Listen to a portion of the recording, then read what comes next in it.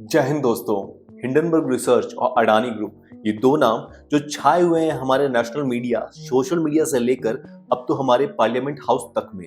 Adani companies की value Hindenburg की report के बाद 220 अरब डॉलर से आज लगभग आधी से भी कम रह गई है और दुनिया के तीसरे सबसे अमीर इंसान से गौतम अडानी आज टॉप 20 में भी नहीं है।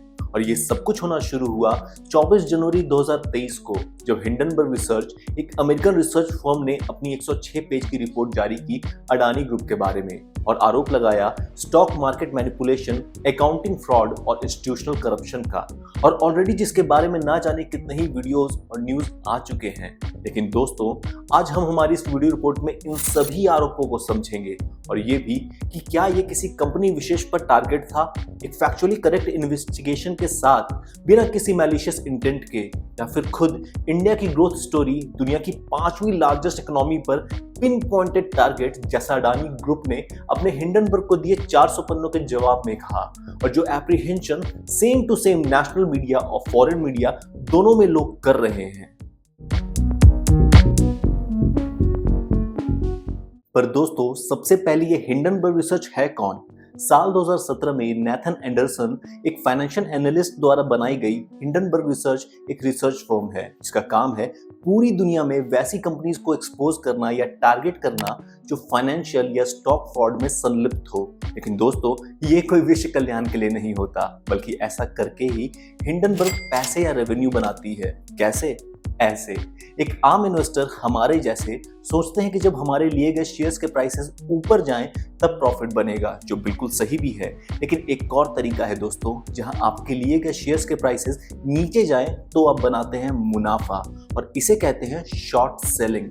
अब शॉर्ट सेलिंग की टेक्निकलिटीज में हम नहीं जाएंगे, लेकिन हिंडनबर्ग रिसर्च इसी शॉर्ट सेलिंग के थ्रू पैसे बनाती है, क्योंकि जैसे ही उसकी इन्वेस्टिगेटिव रिपोर्ट किसी कंपनी पे आती है, ऑटोमेटिकली उसके स्टॉक प्राइसेस नीचे की ओर जाने लगते हैं और हिंडनबर्ग का होता है तगड़ा मुनाफा, क्योंकि रिपोर्ट पब्लिश करने से पहले ही शॉर्ट पोजीशन ली जा चुकी होती है उस कंपनी के शेयर्स या बॉन्ड्स पे जिसके बारे में रिपोर्ट आनी है। तो अब दोस्तों, सबसे पहले स्टॉक मैनिपुलेशन की बात। अडानी ग्रुप की 7 लिस्टेड कंपनीज की स्टॉक प्राइसेस बीते 3 सालों में तेजी से ऊपर गई है और हिंडनबर्ग की रिपोर्ट के मुताबिक सालों से अडानी ग्रुप स्टॉक मैनिपुलेशन करता आ रहा है अपने शेयर प्राइसेस को ऊपर करने के लिए, जिसका जवाब अडानी ग्रुप ने भी दिया अपनी 400 पन्नों के रिस्पॉन्स में। और अब मामला सब जुडिस है, यानी हमारी न्यायपालिका हमारी ऑनरेबल कोर्ट्स में है, तो वही तय करेंगे कि क्या सही है और क्या गलत। लेकिन जिस तरह से अडानी ग्रुप के ही ग्रोथ को स्टॉक मैनिपुलेशन का नाम दिया गया है वो प्रॉब्लमैटिक है, क्योंकि इलॉन मस्क, वही टेस्ला वाले, एक जीता जागता प्रमाण है ऐसी ग्रोथ का। वर्ष 2020 में 380 रुपए का अडानी एंटरप्राइजेस का स्टॉक 2022 के अंत तक लगभग 4000 का मिल रहा था, यानी 10% की ग्रोथ 2 साल में। नहीं सारुण के यहाँ कुछ तो गड़बड़ है। रुको जरा, सब्र करो। ठीक उसी तरह वर्ष 2020 मार्च में 34 रुपए का टेस्ला का एक शेयर 2021 के अंत तक 407 रुपए का था, यानी अडानी से कहीं ज्यादा तेज ग्रोथ, 10% से भी कहीं ज्यादा और कहीं कम वक्त में। तो क्या ये भी स्टॉक फ्रॉड है, स्टॉक मैनिपुलेशन है? और इस पे भी एक रिपोर्ट तैयार होनी चाहिए ताकि निगेटिव पब्लिक परसेप्शन लाई जा सके उस कंपनी के बारे में। शायद नहीं। और अब डेब्ट या कर्ज की बात। हिंडनबर्ग की रिपोर्ट के मुताबिक अडानी ग्रुप पर 30 बिलियन का कर्ज है, जिसमें से 9 बिलियन हमारे देश की बैंकों का है, जिस पर हम बात करेंगे वीडियो के आखिर में दोस्तों। और अडानी ग्रुप इन्हीं कर्जों का इस्तेमाल अपने ग्रोथ को दिखाने के लिए करती आई है।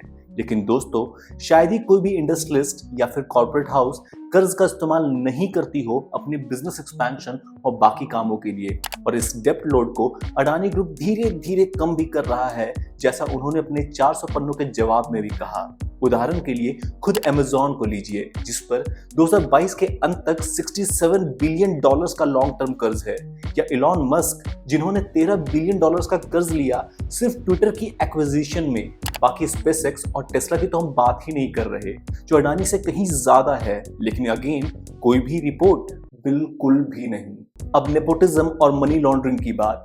हिंडनबर्ग के अनुसार दोस्तों, अडानी ग्रुप के 22 की पोजीशंस में 8 पोजीशंस उनके फैमिली मेंबर्स के पास ही हैं और मॉरिशस, केमन आइलैंड और यूएई में बेनामी या शेल कंपनीज के द्वारा मनी लॉन्ड्रिंग की जाती है, जिसके जवाब में अडानी ने एक सिरे से खारिज किया इन सभी आरोपों को अपने जवाब में। और अब ये तय करना हमारी कोर्ट्स और सेबी जैसी हमारी इंस्टीट्यूशंस का काम है, ना कि किसी विदेशी रिपोर्ट का, जिसकी पिछली रिपोर्ट को हमारे देश की ही कोर्ट ने बैन किया था। नहीं पता कैसे होगा? तो चलिए जानिए। जुलाई 5, 2022 में हमारी 30 हजारी कोर्ट दिल्ली ने खुद बैन किया था हिंडनबर्ग की रिपोर्ट को एबिक्स कैश नाम की कंपनी के खिलाफ, जब उसने पीआईएल दर्ज की और ऑडिट रिपोर्ट से लेकर सारे प्रूफ्स दिखाए जो सिरे से खारिज करते थे हिंडनबर्ग की रिपोर्ट को। और अब अडानी पर रिपोर्ट कितनी सही है या नहीं, ये भी हमारी कोर्ट्स के सामने है और वही तय करेंगे कौन सही है और कौन गलत। लेकिन जिस तरह से 24 जनवरी हिंडनबर्ग की रिपोर्ट के आने के बाद से एक ऐसी रिसर्च फर्म जिसकी पिछली रिपोर्ट बैन है हमारे देश में, लगभग 10 लाख करोड़ का नुकसान हमारी भारतीय मार्केट को हुआ है, वो सोचने की बात है। और तो और इसी हिंडनबर्ग की रिपोर्ट को ही एक आधार बनाकर आज विदेशी मीडिया जैसे ब्लूमबर्ग इंडिया को एक अनसेफ जगह बता रहे हैं फॉरेन इन्वेस्टमेंट के लिए। हमारी SBI, state bank of India, देश की सबसे बड़ी बैंक के मुताबिक 27,000 करोड़ का लोन दिया गया है अडानी ग्रुप को, जो मात्र 0.8% है एसबीआई के टोटल लोन अमाउंट का। और अगर सच में अडानी ग्रुप रीपे नहीं कर पाता ये लोन अमाउंट जो वो अभी तक कर रहा है, तो एसबीआई के पास इनफ कोलैटरल है अडानी की प्रॉपर्टीज के रूप में, एज पर एसबीआई। चाहे जो भी हो दोस्तों, हिंडनबर्ग की रिपोर्ट सही हो या फिर अडानी, लेकिन एक रिपोर्ट को लेकर जिस तरह कुछ हमारे अपने लोग अडानी के गिरने और तो और मार्केट को नीचे जाते देखने के लिए आतुर हुए हैं, शायद उन्हें ये नहीं पता कि अडानी ग्रुप ना सिर्फ एक मास एम्प्लॉयमेंट जनरेटर है, हमारे देश का एक बड़ा कॉर्पोरेट हाउस, बल्कि साथ ही साथ सबसे बड़ी कंपनी है जो तेजी से इंफ्रास्ट्रक्चर डेवलप कर रही है सरकार के साथ साथ। ये समझने की जरूरत है किसी नेता या पॉलिटिकल पार्टी से नफरत कहीं खुद के देश की तरक्की से ही नफरत ना बन जाए।